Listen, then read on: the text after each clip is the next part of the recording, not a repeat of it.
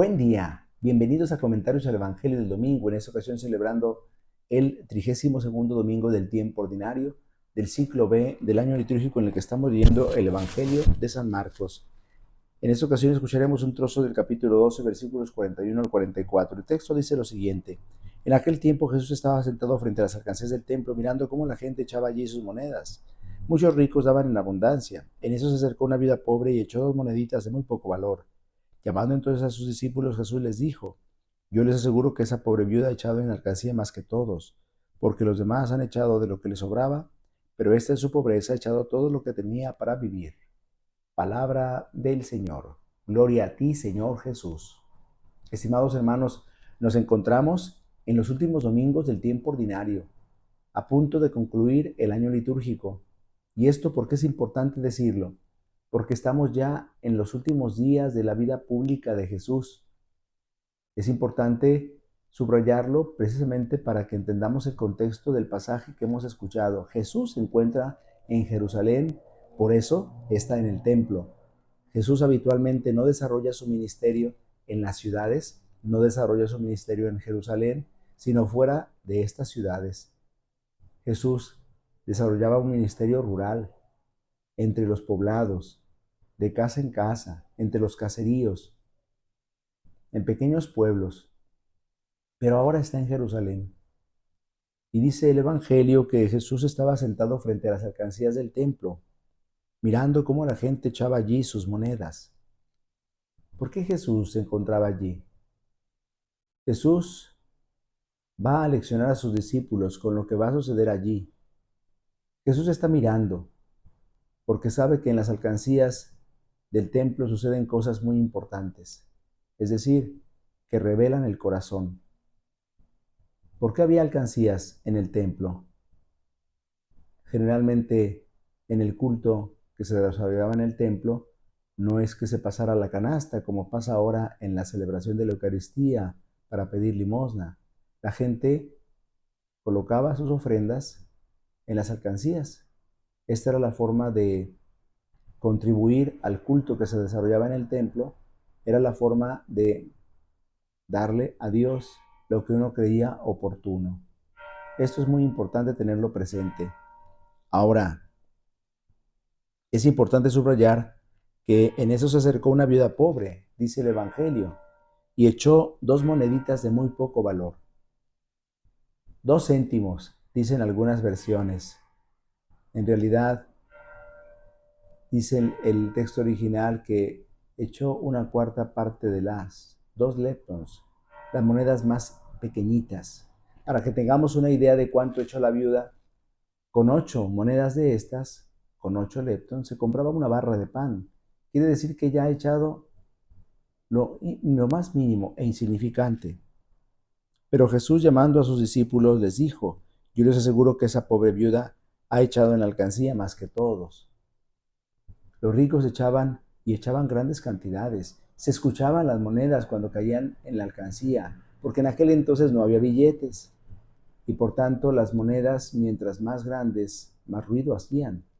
Los ricos echaban, sacaban bolsas de monedas y las depositaban en la alcancía del templo, llamando así la atención de todos, quizás también de los discípulos. Pero Jesús los desconcierta cuando les dice: Yo les aseguro que esta viuda ha echado en la alcancía más que todos.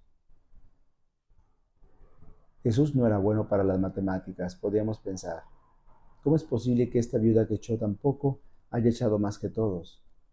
Y Jesús entonces explica cuál es el motivo por el que dice esto: porque los demás han echado de lo que les sobraba, pero ésta en su pobreza ha echado todo lo que tenía para vivir.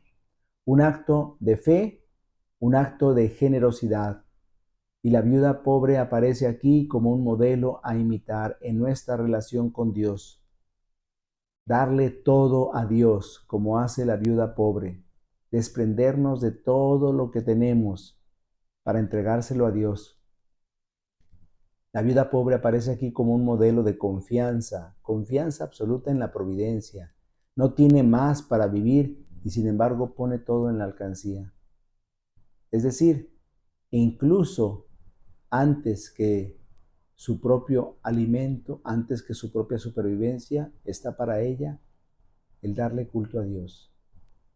Confía en que Dios se encargará de subsanar sus necesidades. Y por eso dice Jesús, está dado más que todos. Con lo que nos está diciendo Jesús, que hay un criterio fundamental. Para Dios no cuenta tanto la cantidad, sino la calidad de lo que damos.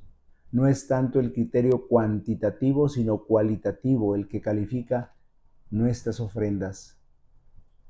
Jesús entonces está diciendo con esto que la viuda se vuelve así en un modelo de relación con Dios, un modelo de desprendimiento, de generosidad, de fe, de absoluta confianza en la providencia. Así debería de ser nuestra relación con Dios. Y es evidente que si ubicamos, como decía hace un momento, exegéticamente este pasaje en la última parte de la vida de Jesús, él se encuentra en Jerusalén, está en el templo. Después de este pasaje, Jesús ya no volverá a estar en el templo. Es la última vez que Jesús está en el templo. Y de allí salió para comenzar su pasión, para entregar su vida por nosotros. Por tanto, aquí hay una enseñanza todavía más profunda. ¿Quién es la viuda que se deshace de todo para entregarlo todo a Dios? Es Jesús. Es decir, esta viuda pobre en realidad está siendo una imagen viva de Jesús, una imagen del sacrificio que Jesús hace por nosotros, porque Jesús lo entrega todo, como la viuda pobre. Por tanto, la viuda en el fondo está representando el sacrificio que hace Jesús de dar su vida por nosotros, de dar su vida por la humanidad. Por tanto, por eso vemos que la viuda pobre se convierte en un modelo de nuestra relación con Dios, porque en el fondo es el sacrificio de Jesús en la cruz. En el fondo es dar la vida confiando en que Dios la regresará, que Dios la devolverá, porque Jesús entregó su vida por nosotros confiando plenamente en la providencia divina, confiando plenamente en su Padre. Así tiene que ser nuestra relación con Dios. Y si vemos en la primera lectura de la misa, aparece una viuda a la que Elías le invita a confiar en Dios. Haz como has dicho, pero prepara primero un pan para mí, luego harás uno para ti y otro para tu hijo. Porque así dice el Señor que ni la vasija de harina se vaciará, ni el recipiente de aceite se agotará. Y efectivamente aquella viuda de Sarepta, ciudad de Sidón, confió e hizo como le dijo el profeta. Aún antes que su bien propio, miró el bien del hombre de Dios. Y por eso la viuda de la primera lectura, viuda de Sarepta, que confió plenamente en Dios, y la viuda del Evangelio se convierten así en modelo de nuestra relación con Dios.